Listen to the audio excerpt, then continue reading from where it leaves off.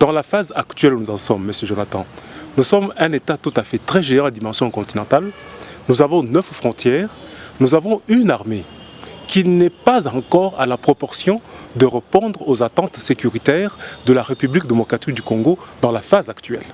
Cela étant, il serait souhaitable que nous puissions d'abord commencer par recourir à d'autres États. Vu l'immensité territoriale, la porosité de nos frontières que nous n'arrivons pas à maîtriser, nous apporter une expertise sécuritaire en vue de trouver des solutions dans cette sous-région. Ça, c'est de 1. De 2, pendant ce temps-là, concourir à la reformation, à la redynamisation, à la restructuration et à la solidification de notre système sécuritaire avec une armée adéquate et adaptée au contexte dans lequel nous sommes actuellement. Sinon, si nous devons recourir seulement par la force de la République démocratique du Congo, il va sans dire que nous serons butés à une certaine réalité telle que vous comprendrez que la RDC a une armée totalement infiltrée qui n'est pas encore jusque-là caractérisée par les dynamiques de secret, de sûreté et de conservation des stratégies préconisées pour assurer des sécurités à moyen terme ou à long terme dans cette partie de la région. Si nous devons aller avec la RDC tout court, ça serait aller dans une situation tout à fait logique, mais allant perdant. Mais recourir à d'autres États qui, peu ou prou, peuvent nous apporter leur expertise, ça serait assurer la vraie sécurité pour ce pays et en même temps songer à réformer notre armée. C'est ce qui est tout à fait capital. C'est une des explications scientifiques des théories des jeux. Lorsque on est dans une coopération, c'est la diplomatie qui prime. Lorsque on est en dualisme, c'est la force. Avant d'arriver dans la phase de la guerre, il faudrait d'abord laisser que toutes les voies diplomatiques, juridiques et politiques puissent s'épuiser. Parce que la guerre est un phénomène qui ne doit pas être l'objet d'une certaine spontanéité. Parce que, vous savez, dans le cas échéant, nous évitons de faire une situation de la crise russo-ukrainienne dans la situation RDC et Rwanda. Ça pourrait être une situation africaine. C'est ce qu'il faut éviter. Même s'il en est le cas dans ce pays-là, il y a eu des avertissements. On épuise toutes les voies diplomatiques. On appelle le Rwanda à table. On recadre le Rwanda. On le sanctionne. Si jusque tout cela n'arrive pas à aboutir, le principe de la notion fondant sur la sécurité collective va s'affirmer. Pourquoi? Parce que dans cette organisation internationale que vous avez dénommée la communauté économique des États d'Afrique de l'Est est une communauté qui fonde aussi ce principe sur là. Ça veut dire que nous sommes dans une situation telle que si un État continue à se comporter à un État enfreignant les principes du droit international, tous les autres États vont se lier contre l'État agressé en recadrant l'État agresseur. Pour y arriver, il faut épuiser toutes les voies.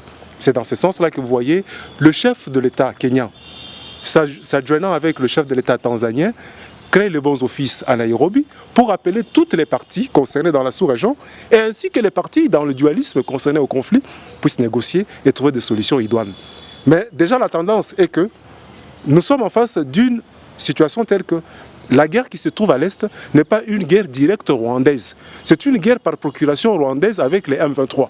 Ça veut dire que le Rwanda motive par occulte, ça veut dire c'est cachant, motive une insurrection congolaise en fournissant moyens, arsenal, artillerie militaire, même voir les troupes rwandaises qui se déguisent en troupes M23 congolais et qui se comportent en soldats de rébellion à la congolaise. Mais ce que nous savons, c'est le Rwanda qui téléguide tout ça. C'est un secret de polichinelle, c'est connu depuis belle. Mais pour y arriver, on a indexé le Rwanda, mais il faut épuiser toutes les voies juridiques.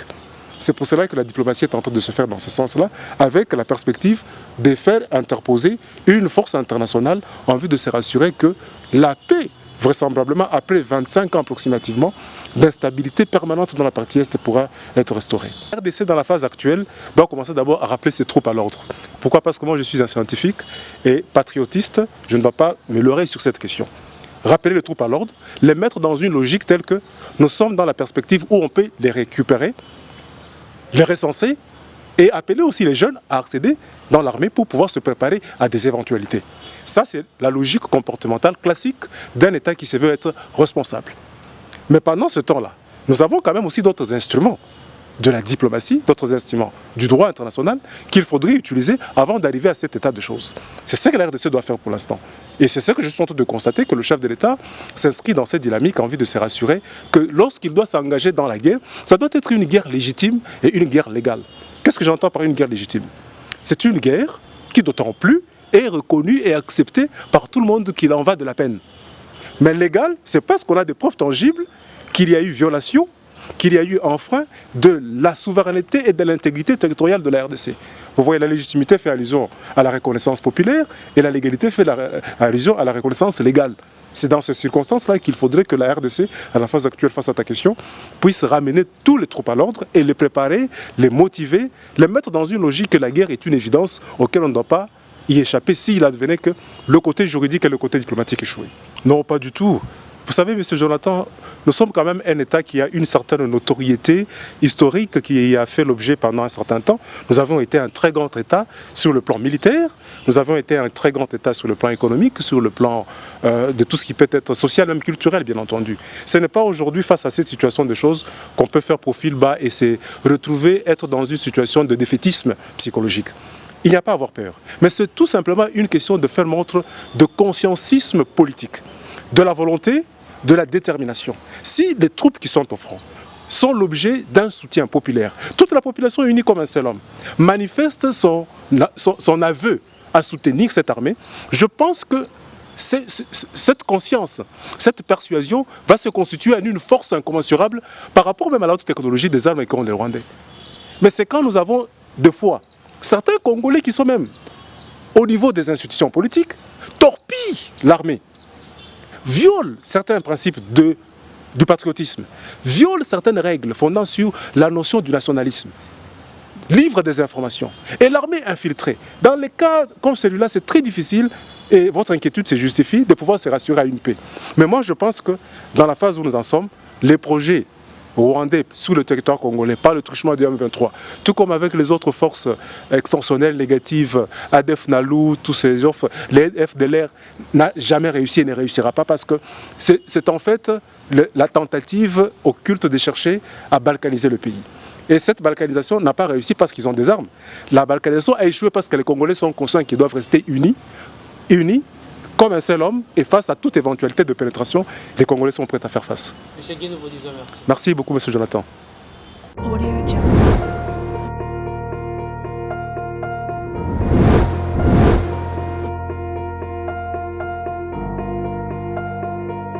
Jungle.